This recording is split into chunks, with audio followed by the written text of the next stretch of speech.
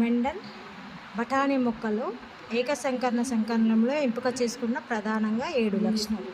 ఇవి డిఎస్సి పాయింట్లో చాలా ఇంపార్టెంట్. ఒకటి పుష్పం రంగు అనేది ఉదారంగా తెలుపు రంగు. ఇది పుష్పం రంగులో 2 రకాల లక్షణాలు. నెక్స్ట్ పుష్పం ఉన్న స్థానం, గ్రీవస్తమ, శిఖరస్తమ. నెక్స్ట్ విత్తనం రంగు, పసుప, ఆకుపచ్చ. నెక్స్ట్ విత్తనం ఆకారం, గుండ్రంగా ఉందా, ముడతలు పడి ఉందా.